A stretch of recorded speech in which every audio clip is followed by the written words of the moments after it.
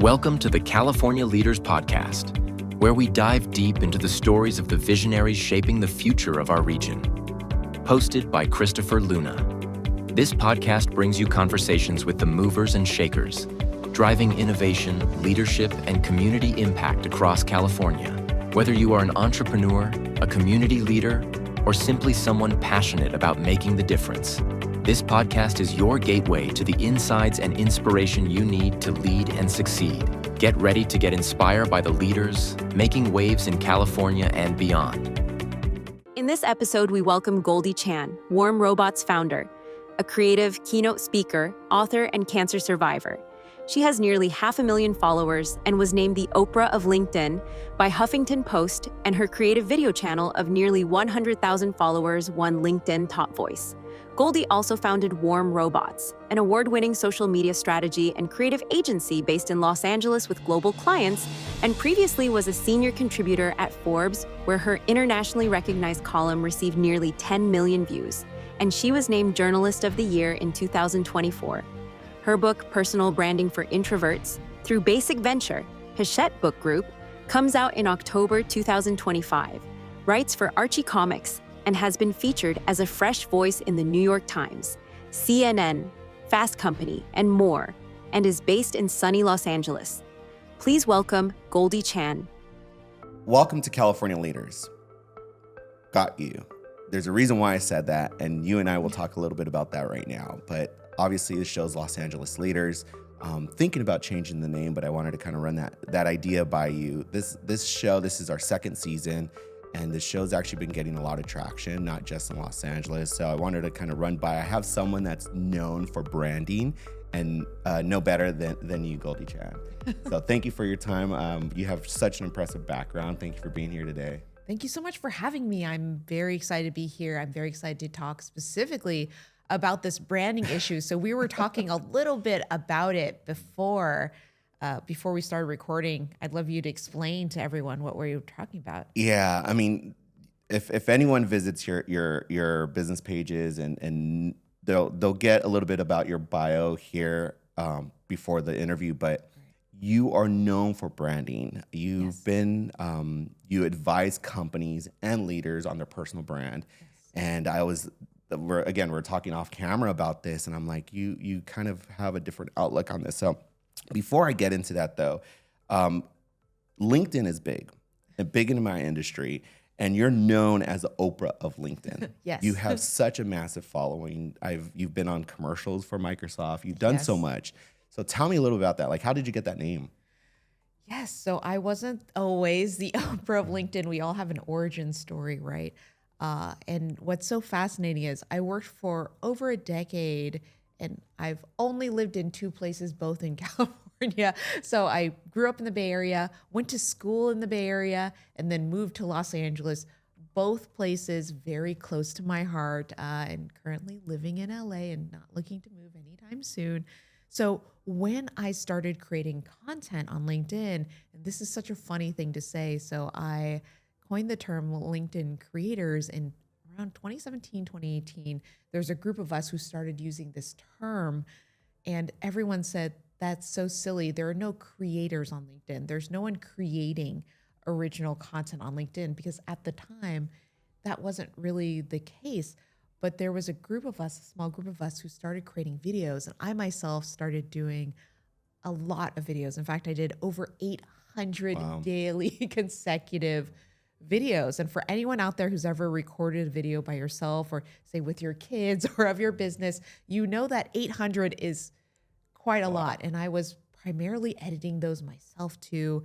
And along the course of creating 800 daily consecutive videos, Huffington Post called me the Oprah of LinkedIn, because I was interviewing people, and I was doing so much on the street work. And so people thought that I was reminiscent of Oprah in that way, of her early days when she had her first show, which I don't think a lot of people know so much about her first show, but I love her first show. It was fascinating. And so that's how I got the title in the press, the Oprah of LinkedIn. And once that happened, people internally at LinkedIn started using this. And I will share a very funny anecdote that I don't always share, which is on Halloween, during the first year that I started creating videos on LinkedIn, I got all of these texts from my friends and they said, you need to go on LinkedIn right now. And I said, I'm going to go upload my daily video in a little bit, guys. Okay, can you just take a break? And they're like, no, it's not about that. You have to go on LinkedIn now and see what you're tagged in. And I'm like, what am I tagged in? So I went on LinkedIn, and it was at the time the head of video. He had dressed up as me. Really? For Halloween. He put on a green wig. He made a cardboard frame, like a post frame that had, the likes and the comments on it. And he just said, thank you to Goldie Chan and all of the other creators on the platform. Wow. So I was the only creator that was shouted out in this capacity.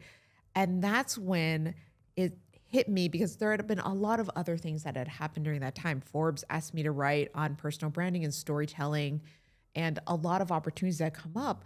But I suppose it wasn't till that moment when I was a Halloween costume by an employee at LinkedIn about LinkedIn, which is incredibly meta, that I realized, oh, this is something, right? And I'm not sure quite what that is, but that was my personal brand. That's how I feel right now, to be honest. When I joined this organization where I work at now, no one, I don't want to say no one, but my intent, my responsibilities is to help amplify our members. Yes. And you do such a great job of that.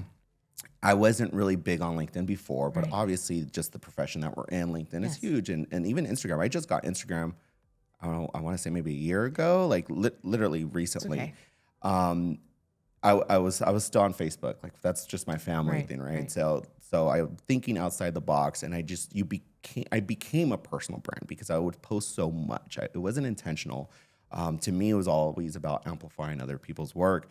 So I connected with you really well, and I guess I should share that too. So I met you at a video conference presented by YouTube. I mean, it was a huge conference in Anaheim, and you're one of the speakers there, and you gave a breakout session too. I took my son with me. You got to meet my son. Right, and your son was absolutely adorable and amazing. So I want to do this.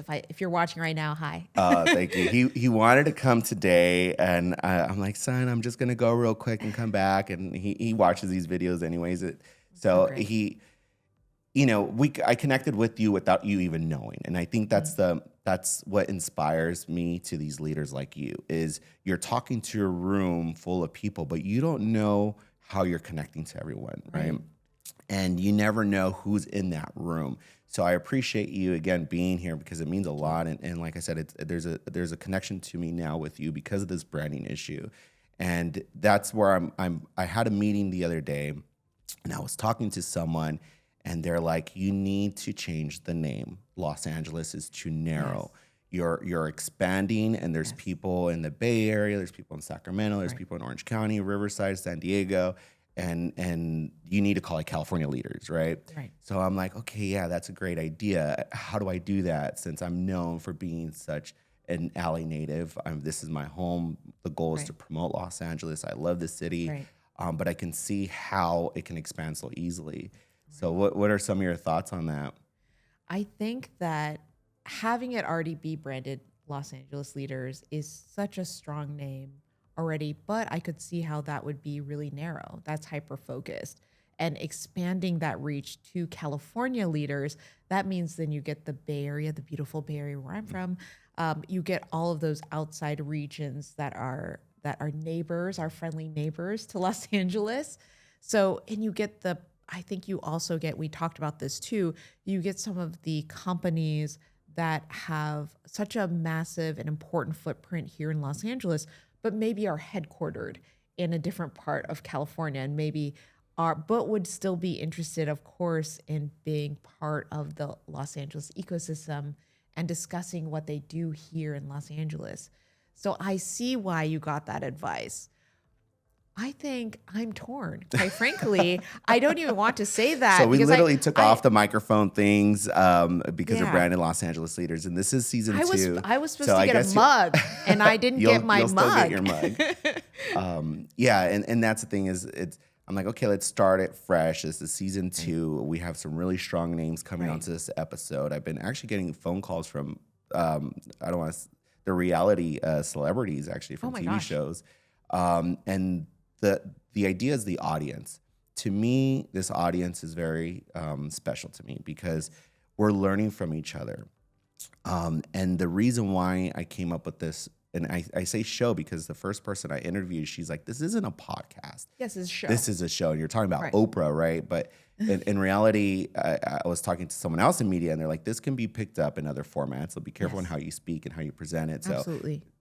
And the reason why I'm speaking out loud is because you're in branding. So I'm just thinking out loud as I speak. I think this is such a fun conversation to go down because anytime you think about rebranding, there's always a worry that you will lose your primary audience because you go too broad and then you lose that niche audience, the people who love hearing from Los Angeles leaders. I think on the converse side, that it's such an interesting idea because then you could potentially segment out. So I have to think about social media because I'm on social media all the time. So I think about things like YouTube.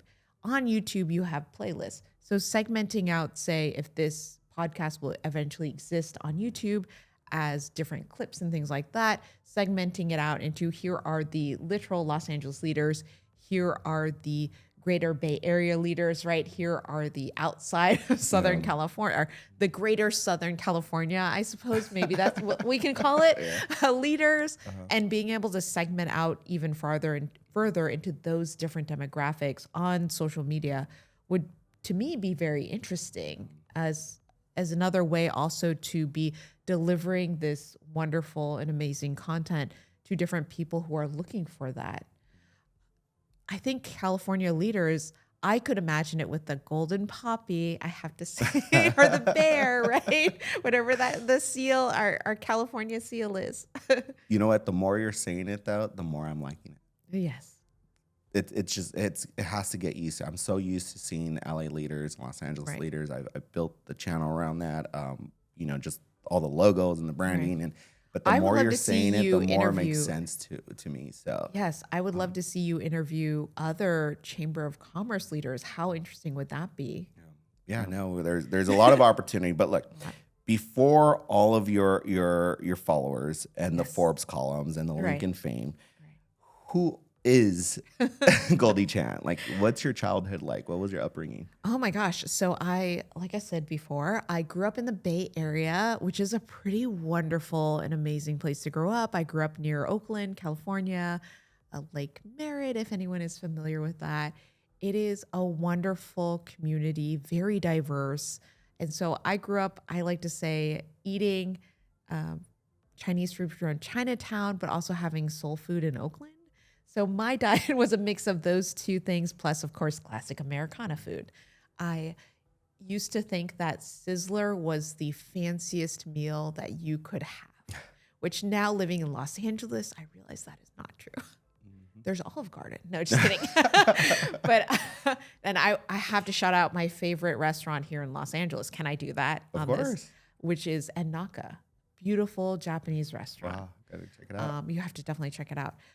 But I grew up pretty, I have an immigrant family, grew up with a pretty traditional upbringing for a Chinese immigrant family, went through all of those beautiful stages of life that you're going through with your son, and then eventually made it to Stanford. So I went to Stanford for my undergrad, and that was such a beautiful experience. Also did not go far. As you can see, I went all the way from the north part of Northern California, all the way to slightly less north part of California. Went to Stanford, and Stanford is a beautiful campus. Stanford is a wonderful place full of a bunch of, I'm going to say this on your podcast, weirdos who are very interesting and have all very interesting ways of thinking about life. You get so many people like Tiger Woods went there, the folks who founded Google went there. Very unique viewpoints for different people who went to that school. And it's a school that definitely encourages people to have unique viewpoints. And so coming out of that, I actually was running a fashion brand for a couple of years. and it didn't work out. I was 22. It didn't work out. Not a surprise, right? But at 22, I thought this is the end of the world. Nothing's left, right? Because that's what you think at 22 when something doesn't work out. And I had what I like to call a friend intervention, where my friend said, you need to get a job. Please get a job. Get any job. So I got any job. And that job happened to be in digital marketing. And because I was the youngest person on the team, they said, you're in charge of the Facebook. You're in charge of all the social media because you're the youngest person on the team. And I learned trial by fire how to run social media accounts for all these startups, all these big brands in-house. And I did that for over a decade. And that was my career, doing digital marketing, running communities from scratch. I remember literally, and I feel like you might be doing this too with some of your guests, I remember just sitting there and packaging at least 100 different care packages just for people who were customers of this particular brand, because that physical care is important. And I take that now with me through the different ventures that I work on now. Like my book, I'm working on care packages for some of the people who are important who will be receiving my book. But it was definitely an interesting journey to, I think, go through that digital marketing, work in-house, be a really faceless, quite frankly, person behind the scenes, and then suddenly be really present. It was very shocking to me. I had worked with people in the context of being behind the scenes, as I'm sure you have too, who are very present on camera or who had large social followings. And suddenly when it was me, it was very odd. And it was very unlifelike in some ways. And that takes us to your book. Yeah. It's funny because before my exposure to the community, I was not in social media. Like I said, I was not in Instagram. And even to this day, when I post, I'm not really posting about myself. I'm talking about someone else. So there's that, and your book talks about this. So since you mentioned that, Yes. tell me a little bit about your book. Yes. So my book is Personal Branding for Introverts. And it's so funny because I will say this, when I pitched this with my agent around to different publishers, one publisher said, I got it. What if we called it Personal Branding for Introverts and Extroverts? And I said, so that's personal branding for everyone. And that's not the book I'm writing. That book already exists. And there's so many wonderful books out there that exist that are already that book. I want to specifically talk about the introvert struggle. And introverts make up 40% of the entire population, at least in the US. And there are so many introverts out there that want to be successful in their careers, but there are so many outside, I would say, pressure to be an extrovert, to be showy in a way, to be loud in a very specific way. And I think that introverts can have an incredibly successful career, can have a wonderful online presence, and can be incredibly present offline as well, doing things like the way we met at a conference. And how do you balance that though? When you're a leader that's working in corporate America and you're trying to expand your personal brand, how do you balance that without looking, to me, it's all about those optics, right? Like Absolutely. What do you think, what is my boss going to think about this? Like what are the people inside the organization or even externally, what are they going to think about this, right? I'm going to give you two words that we don't talk about enough: common sense.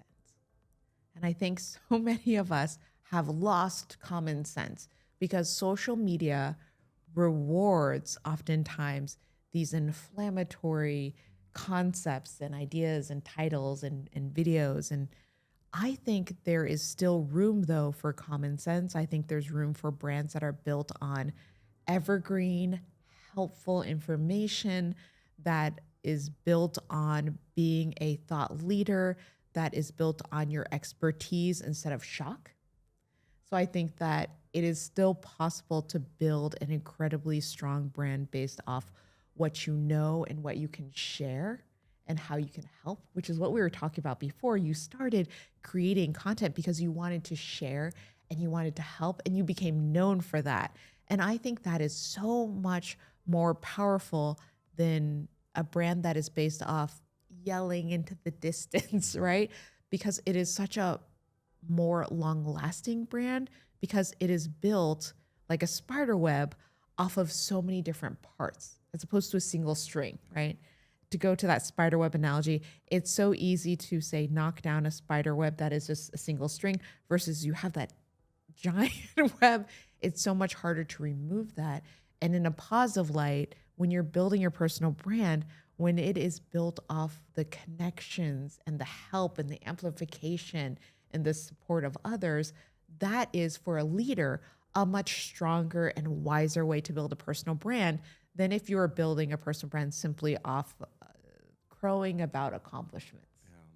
And how do you keep that alignment? Or like, let's say, obviously, a leader of an organization leads the organization with those missions and that vision, right? Sometimes, personally, there can be some disconnect. Yes. How do you kind of merge that so that way everything's aligned, where it makes sense, so people on the outside understand like how? Because a lot of times when you're working for these organizations, you want to believe in what you're doing, right? Right. And sometimes there's some disconnect, but people try to leverage these platforms to have that disconnect, where you're not too attached, because sometimes we are our own people too. Of course, yes. Right? So just because I do certain things doesn't mean I'm completely attached to that, right? Right. So how do you work around that? How do you balance that? I think that's such a good question, and it's so tough because I will give a generalization, but obviously everyone is different, right? And because we're beautifully human, I'm pretty sure you're not a robot. I'm not sure.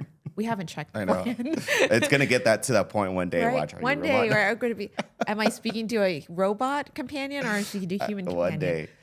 But when you're thinking about balance as work, especially when you're a leader and you have high visibility in, say, a big brand or a corporation or a project, I think what is helpful to think is, first of all, what in that big brand or corporation or project, what are the overarching values? What are the most important 2 or 3 values of that particular brand? I spoke at Lego, which is a very interesting place. And since you have kids, I know that you know what Lego is. You probably stepped on one before. And Lego was an interesting place because I spoke to a lot of their women leaders about having a personal brand at a place like Lego, which also has an entirely separate headquarters outside of the US as well. And when we were talking about personal brands with women leaders there, it was so fascinating because so many of them express, I don't know if I feel comfortable even, say, having colored hair here, right? Or I don't know if I feel comfortable, say, expressing certain opinions.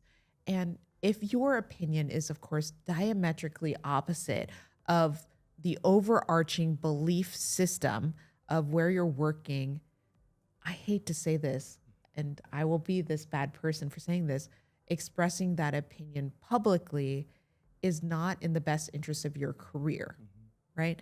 And that's an opinion that you can express potentially after you've left that particular role and you've left being in-house. But even then, common sense, right? We're going to go back to that word, those 2 words, common sense. I think it's helpful to think overall, what do you want and what do you hope for with your own personal brand, and then see how that fits underneath the giant umbrella of the greater corporation and the greater company. And melding those together is really like making a meal. It's like cooking, because you could have a delicious meal made with fish, I love fish, so a delicious roast salmon, and you can have a delicious set of fresh strawberries, but maybe salmon mushroom strawberry isn't the most delicious meal, but separately those are. And I think the same thing is true of your personal brand, is being really thoughtful about the ingredients that you use in your personal brand, as well as how those meld together. Yeah. And I hope you're not going to bill me for this conversation, right? Because I'm assuming these are the type of conversations you have with these leaders, right? Yes, I'm assuming these are the type of questions that you get asked. Yes. Right? Yes, these are the questions I get asked. And I've worked with C-level executives at the Fortune 500 level where, let's be honest, I'm working with their team, but I occasionally work with them as well. And it's fascinating to have these conversations because even leaders who are running these massive organizations, massive teams, they have the same questions as someone running a 3-person team, which is, how do I do this? Is this appropriate? I no longer allow my clients to text me after midnight. I didn't realize this is something I had to set as a rule, but is now a rule because I had a CEO once text me at 3 a.m. with a picture of a horse hoof, just a blurry picture of a bottom of a horse hoof. And she said, this is my new horse that I have like in the Hamptons or something. She's like, should I post this on social media? And I was like, first of all, please don't text me after midnight, my time. Again, thank you so much. But second of all, no.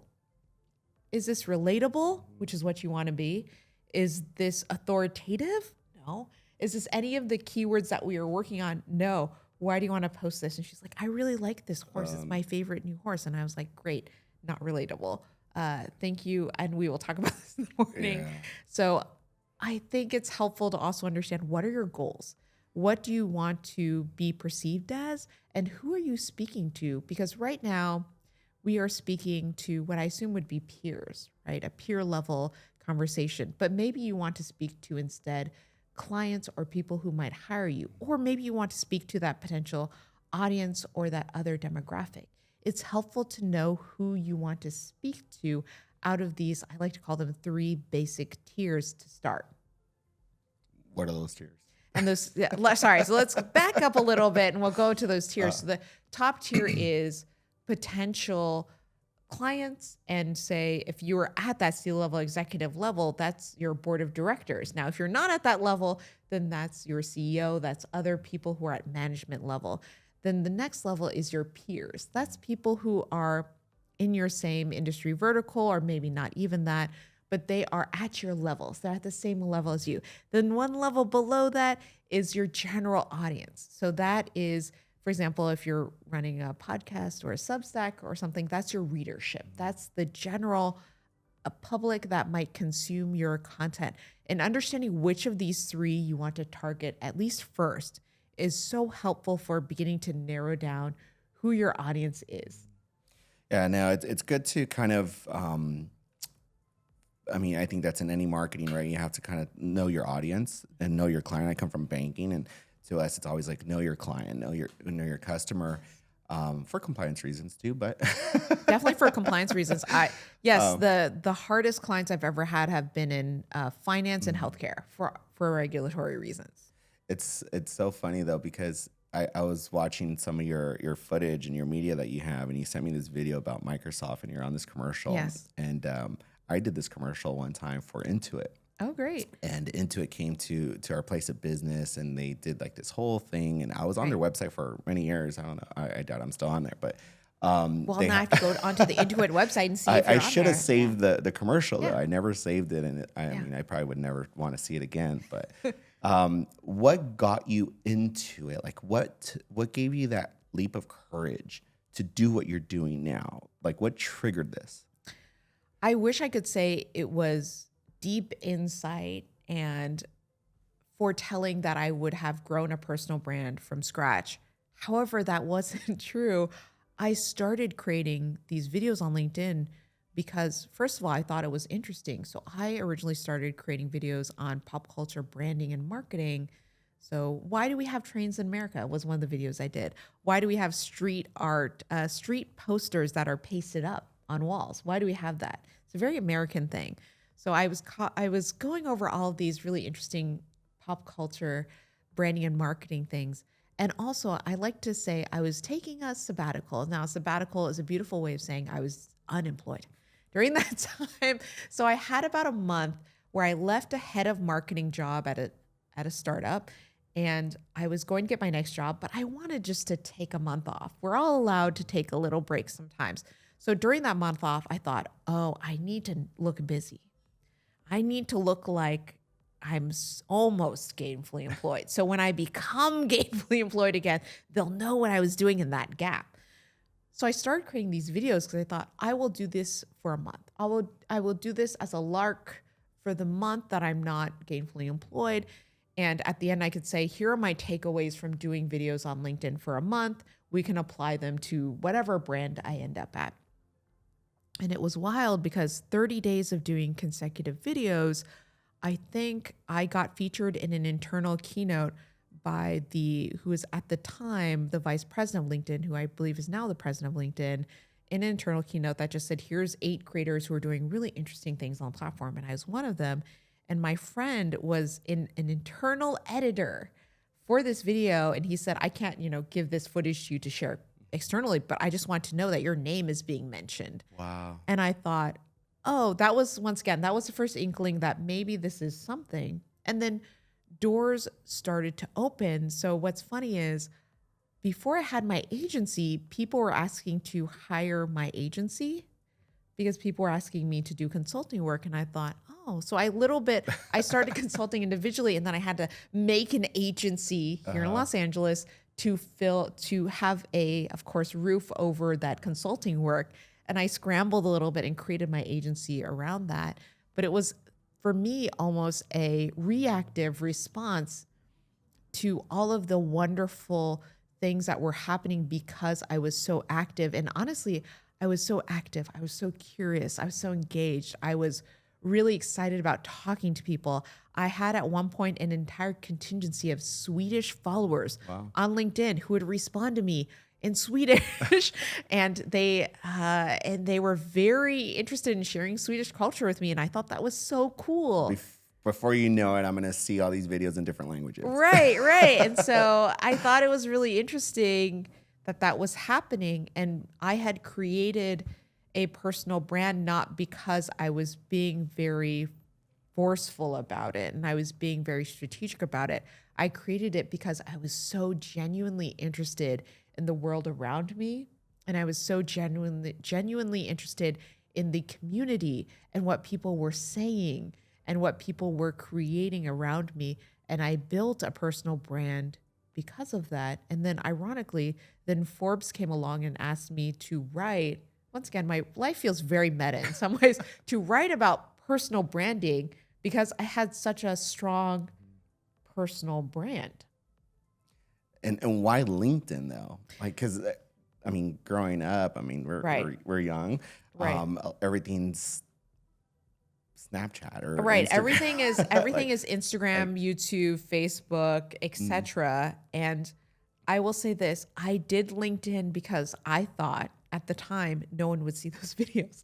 So I thought no one would see those videos. So I thought this is a great place for me to sandbox. This is a great place for me to create this content that almost doesn't matter because no one is going to see it except for my direct network. And I think at the time I had maybe 3,000 followers. Now I have over 100,000. But at the time I thought I have 3,000 followers. These are all ex-colleagues of mine or potential current colleagues. It doesn't matter as much that they will see these videos. So I'm going to create in this really amazing sandbox. And then maybe if I feel like it, I'll make that YouTube channel. And it's funny because right now LinkedIn is so video heavy before they weren't. And they weren't when I started creating it because I was literally in the video beta. I would think I was the second LinkedIn Live ever. I think one of my first LinkedIn Lives, I was at a NASA launch in Florida and I live streamed it. It went black for a whole 5-10 minutes because the product was so new at the time. I think it's so fascinating. And now LinkedIn is a proven place to have a brand, and it is a proven place that you can get opportunities. And you know this firsthand, being someone who has developed their brand on LinkedIn. It is a place that you can get opportunities, that can open doors, that can have career or client or community opportunities that are very, very powerful on that platform because it is decision makers. One of my favorite keywords on the platform. It is people who hold budget. It is all of these wonderful people that are incredibly powerful on that platform. So now LinkedIn, I think, is such an interesting and fascinating place to build a personal brand because they are pushing video and they're pushing content creators and they're pushing it in a way that they weren't when I initially started. So I think it's a wonderful time to jump in and start thinking about what might a personal brand as a leader look like on that particular platform. And emerging leaders. I have a nephew who just got getting into a career And that's the first thing I told them, like out of college, or they should even before or during college, like get a LinkedIn profile, start building that connection, start building that network, because it's literally your resume online, right? And you never know where that propels you. You never know where that's going to take you. These connections are personal. They're your connections. They're your network, and it's easy for you to kind of help leverage them in a certain capacity. So it's very important. I mean, when I have Instagram and I utilize them differently. Instagram, it's still business oriented. I once in a while I'll post things about my family, because I feel like when you post your personal life to that audience, there's some type of connection, right? I never do that on LinkedIn. But there's a way to kind of help navigate these different platforms. I think every platform's a little different in that sense. How do you do that now because you are your brand, your personal brand? So how do you separate that, or is there a separation? So to me, I definitely don't always post what I post on Instagram to LinkedIn. I like to think about every social platform like being its own community with its own language. So if you go to a different country, you will likely speak the language in that country. I mean, you'll probably still speak English, let's be real. But you might speak a different language. And going to every different platform, Instagram has its own language, and that language is comprised of videos and images. So even if you want to do text, you'll see people who do those text squares where they write the text and they do it on the white background, or they make text into an image. Versus on LinkedIn, the language there is often, it can be long form text, it can be articles, it can be videos, it can be a variety of different things. Versus I'll talk about a platform we haven't talked about, Pinterest. Pinterest is so video and image forward too, but in a very different way than Instagram is, and focus on very different subjects. So I like to think about the platforms in terms of who lives on there and what are you trying to say to those different people. So on Pinterest, perhaps I have one of my friends, she's about to get married, and this will not surprise you as a use case for Pinterest. She is currently pinning all of her wedding ideas and her wedding venue ideas and the colors onto Pinterest. She's not doing that on Instagram. On her Instagram, she's not posting literally 200 photos of purple flowers, right? Because that would be a really fast way to turn off her audience. So I think it's helpful to think about each platform has their own customs and their own languages. So each platform is truly like its own country. Yeah, Pinterest, I was using that quite a bit when I was remodeling my backyard. I'm like, okay, this is a cool idea. I will say that a very hilarious Pinterest board my friend once invited me to is he really wanted a black bathroom. So I got invited to a Pinterest board that was only black bathroom items. So black tiles, black sinks, etc. Yeah, no, and it's true. I think a lot of times these leaders, especially when you're in the C-level, they don't have the time to research all these differences. They have their teams, but even their teams, like everyone has different motives or different ways or different visions, right? So I think that's where you come in with your expertise to help define those platforms and help them understand how they can leverage these platforms. I'm not sure if it's okay if we talk about this, but you went through something very personal. Did you talk about that in your book at all, or is it okay if we mention it here? Absolutely, yes. Okay, so I mean, I don't want to ask you the wrong question, so feel free to tell me, how did that impact you in your life and moving forward? Because I have a friend that's going through something right now, and I think that's very motivational to see someone like you kind of get through that. Thank you. So what we're talking around right now is the biggest health thing that you can ever go through, which is cancer. So I am a cancer survivor. I feel very blessed to be here right now. I feel blessed that I got through it. Shout out to my team at Keck, USC Keck. I had all my care there. Wonderful doctors, wonderful care team. It was so interesting to go through that.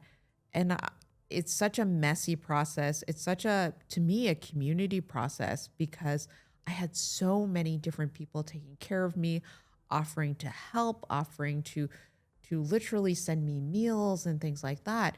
And when I think about it in the context of my career, so this is terrible timing, but I'll tell you the terrible timing that happened. My book originally got optioned with the first publisher right when I got diagnosed. Oh. And then the publisher said, okay, well, we're so excited to sign you. And so when you come out of surgery, if you do any surgery and you go under, they make you sign documentation that says, I will not sign any contracts. So the day I got my publishing deal, I had just come out of my initial surgery for I think it was putting in my port in my chest, and I just got that. I just signed the document from my doctor saying I will not sign any legal documents. I just got this legal document. I sent it to my lawyer saying, I have no idea what words are right now. Can you look over this for me? And I remember that whole process being, quite honestly, a lot of that. Me relying on my team, my lawyer, my agent, me relying on people around me to help me. And the front of my book is actually sent to two of my friends who took a lot of care of me during this journey. And I wrote this book while going through this incredible journey of spending most of my time in the hospital, spending most of my time barely being able to sit up. And so many people are going through these secret journeys, these secret difficult things to go through. I went through mine very publicly. And as you said before, I partner with a lot of brands, and I hyper specifically, and to this day, still do not accept partnerships around cancer and around products around that. And unless I've used them myself, and even then I don't like to do it. And I very specifically do that because I don't want to endorse something that might be harmful for others that I haven't verified. And I just morally cannot do that. But going through that journey was so difficult because this is dramatic to say, but I saw a death in the face and I didn't know if I was going to make it through. And that's when taking a call about a promotional part of XYZ, you realize what's important at the end of the day. And of course, what's important is always love, and the love of your friends, your family, and people close to you. But you also realize then what is important in your career. Do I want to be doing this for the next decade plus of my life? Also, do I have the next decade plus of my life?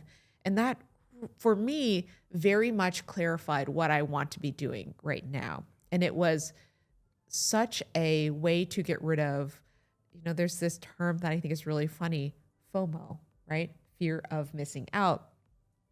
And I think prior to getting diagnosed, I had been having this very strong FOMO about, I'd been seeing there was somebody else who's in my orbit and they were getting all these speaking gigs and I wanted those speaking gigs.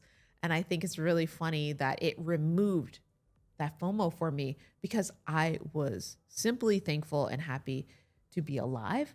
And then after that, all of this, say, speaking opportunities I got, all of the opportunities I got in general, I have been thankful and grateful for every single one of those in a way that I honestly, prior to my cancer journey, I'd been starting to lose that luster. I'd been starting to think, well, I deserve this. And whenever you get into that zone, it is such a bad and dangerous zone to get into because I think it just leads you to feeling jealous and bitter and all those negative things that can come across in your energy. They come across when you are working and partnering with people. And I think when you become a very confident and calm and joyful person, that also comes across. I think people can sense that in you, that you are not wanting anything from them, that you are present, that you are happy to be there. I think that it was such a life changer, obviously not great ways in my health, but in my mental ways of thinking about ways and ways that I started to perceive things. It was weirdly very, very helpful for me. It's scary. I can't imagine going through something like that. None of us have tomorrow guaranteed. Right, of course. We don't have to have a scare like that to think that way, right? We honestly, we should all be grateful for what we have and how we live our life, and it should be a reminder. And unfortunately, we should kind of think of people like you, because some of us have some family member or someone that we know are going through hard times, and we have to remember what's important to us, what's important in life. And if you think that way, that kind of comes off your aura, right? You're just an overall better person. And it's funny because I went through a scare, not like you, but and it's a reminder, and every time I look at my hands, it's a reminder. I have 2 small little cuts right here, but I was in a really bad motorcycle accident where I could have died, basically. Right. And again, everyone has these situations, but these little marks, it's so funny. It's like, why are they on my thumbs? You're right. Why is it here? It's like a constant reminder, like, hey, remember what you're doing. Right. There doesn't always have to be a driver of your work or your, I have these ambitions and goals and things like that, but let's remember why we're here. We have our family and friends that we need to be around. So I'm not on motorcycles anymore, but I mean, anything can happen to any one of us, but I think that's where we can't lose sight of that. I mean, we all have such a beautiful life. And you had mentioned the space station. I went, I think it was the same one, Kennedy, right? And, yeah, I'm going to get it wrong, so I'm not going to say it on camera. So in Florida. Yeah, the Florida, yes. And there's this beautiful video, right? And they're talking about the universe and all these, they have so much advanced technology into looking to all these other planets and the universe in general, right? Yeah. And then they kind of zone it back to our Earth, right? And our planet. And they see, like, look at how beautiful our planet is. Mm-hmm. When you look at the sky and you look at the universe, it's a bunch of gases and different stars and planets, but there's nothing like our planet. No. There's nothing like a planet. Like, we have to take care of what we have and what we know, because this is what our kids live off of. So we have to always remember who we are and what we do and how that affects our generations to come. So I don't know why I thought about that now, but I really like that tangent. I'll say one of my friends, Scott, who also lives in Los Angeles and has a beautiful book called Seek Out, is a curiosity expert. And one of the things that he does is he really just goes after things that he finds fascinating. He's a bundle of just ultimate joy. And he just bought a bus, and he's just going to drive around, I think, part of LA, but also part of the US, and ask questions. Ask why people are doing things from a positive point of view. And I think toxic positivity is obviously very real, but I think that we have room because we live in such what feels like a heavy and stressful time, and technology makes it even more stressful, I think, in some ways. I think it's beautiful to have and understand that there are moments of joy, that we have love around us, that we have all these wonderful things that empower us, and to bring it back to leaders, that empower us as leaders, that those things make us stronger as leaders because we are more well-rounded, and a more well-rounded and grounded individual is always a better one. Leadership is the title of this platform, and you struck something there. What are some characteristics that make those strong leaders? Yes. What are some things that these emerging leaders can learn off of that? So I think the first thing that I will talk about is listening. So a great leader listens and then leads, right? I think a really great leader is someone who is part of a conversation instead of shouting during that conversation. They're engaging with the conversation either with their team or their customer base or whoever it is that they need to be talking to. They're always listening and they're always trying to do better. This is why we love those TV shows where the CEOs go undercover and they do those jobs for a day, because we instinctually understand that is a leader that cares about the lowest denominator, and not the least important denominator, but the lowest denominator in the stack that makes up their business. And a great leader is one that listens and then leads. A great leader is also one that is willing to take a step back and not always have their ego at the forefront. And a great leader is one that I would say empowers other people to be successful, because a great leader also knows that they are not always the most intelligent or talented or etc. person in the room. They need a good team, they need to support that and hire the right people to support the leader. Yes. So I think, man, I think that's where your agency, you do a lot. Yes. Your agency is Warm Robots. Yes. So how did you get that name? it's so funny because with the advent of AI, everyone thinks my agency is an AI agency, but I named my agency prior to the massive outburst of AI everything. I named my agency for an incredibly dorky reason, which I will now share on this podcast, which is it was named after Battlestar Galactica, which is a sci-fi show originally made in the 70s and then rebooted in the, I want to say 90s, early 2000s. And it's about humanoid robots. So it's based off a sci-fi term, basically. But I like to think that we are all warm robots in a way, right? We have a functioning system, but we are warm. We have life to us. So I thought that would be a very fun thing to name my agency, not knowing that we would then have this giant rush of AI technology that happened. But I named it Warm Robots because I think it's helpful to also think about the analytics and think about the data behind why we do things, why we can be successful or how we can be more successful. So that's part of also why I named it Warm Robots, because I think it's important to also think strategically about things. Yeah. I think in marketing, everything's about the ROI and it's so much data. But when I thought of Warm Robots, I'm thinking about how do we bring the life to everything that's so technical and so digital. So nowadays, everything is, you don't know who's talking to you anymore. Oh, is this email written by you or has it been written by someone else? Right. And what I love about these platforms. Or something else. Exactly. What I love about these platforms is we get to see you. They get to see me. Yes. My vocabulary isn't the best. I may not be the right person to present certain things or say certain things, but they see me how I am as a person. They're not seeing a newsletter or a document, which I was writing, which I was trying to do as well, or I'm still doing, but it's always good to be in front of the camera because they can see your personality shine through. And in a lot of these positions, or a lot of these recruiters or these companies, it's hard to see that through a resume. It's hard to see that. So when you're able to kind of showcase yourself externally, it's easier for them to recruit you or kind of talk to you in that way. I think it makes you a little bit more, but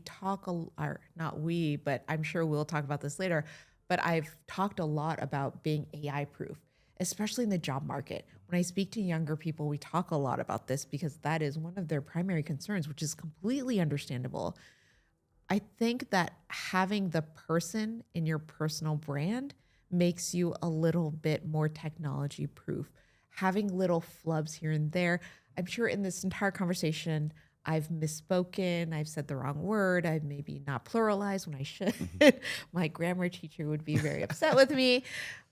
But those little pieces here and there make it very human. And even with AI clones that now you see of people who do podcasts with AI clones, those are a little too perfect still. They don't quite flub. And that makes them, I think, a little bit less interesting to consume, and honestly, a lot less interesting to consume and watch because they don't have that truly human aspect to them. They don't have our little mistakes, our little facial tics, our little things that we do here and there that make us very human. And I think that once again, being a actual person and showing that off on, say, your social platforms or in person, quite literally in person, being a person in person is so helpful for your career. You talked about that during your breakout session at the convention that I went to. You talk about networking and how it's still important. I'm big on networking. Actually, one of my first newsletters was called Beyond Networking, I think. And at first, I didn't think anyone was reading it, but I was talking to an executive, and she's like, "I love this article that you wrote."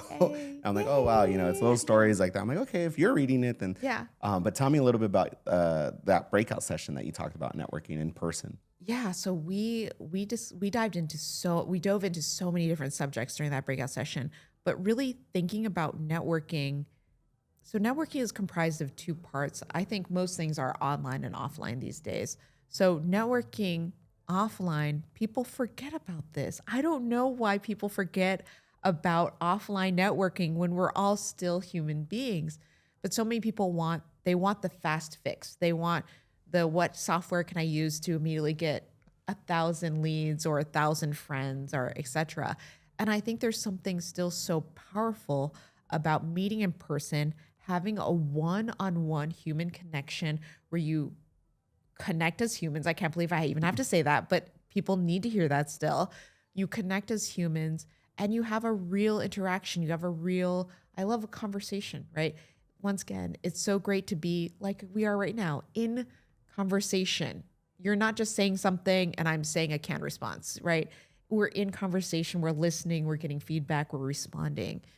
And I think that is the best and most powerful way, is to have as many conversations as you can when you are out there. So if you attend conventions like the one we were at, as you know, I did something that was very unpopular during this session.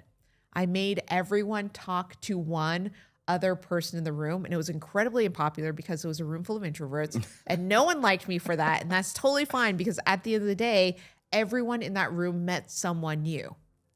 And I think that is so helpful to have a conversation with someone new. How else are you going to truly expand your network?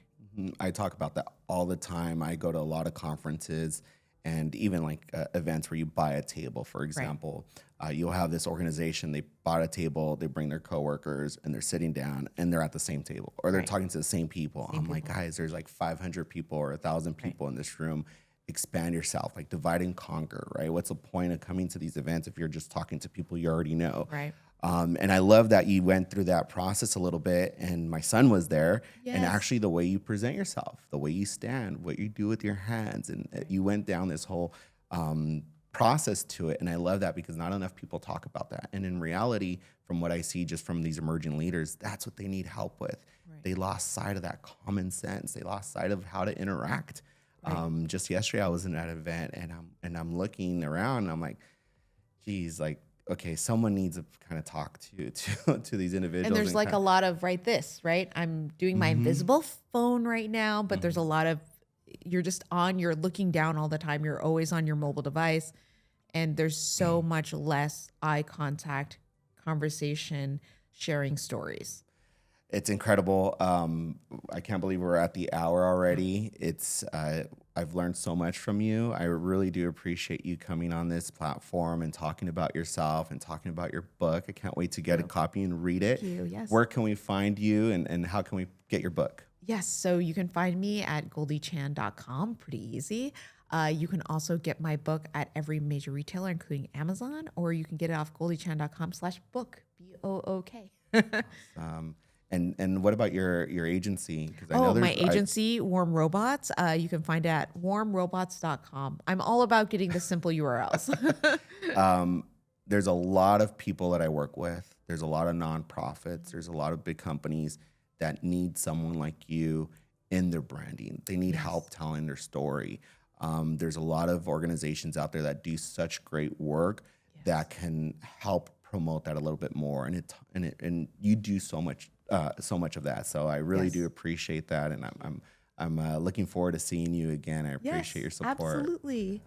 So again, thank you for joining us. I'm gonna call it California Leaders. So I really love the name. Thank you to the person that gave me the idea, but I really do believe that this is gonna expand more than just from Los Angeles. There's a lot of great leaders in our state. Obviously within the United States, but I think in California in general, we just have a big footprint. Personally, I know a lot of people in California, and I think that there's so much that we can learn from each other. We are the golden state for a reason. Exactly. So thank you for joining us. I'll see you on the next one. Thank you for joining us on this episode of the California Leaders Podcast, hosted by Christopher Luna. We hope you find our conversation as inspiring as we did. Don't forget to subscribe and leave us a review on your favorite podcast platform. Your feedback helps us bring more of the content you love. And be sure to follow us on social media for updates, behind-the-scene content, and to join the conversation. Until next time, keep leading, keep innovating, and keep making a difference.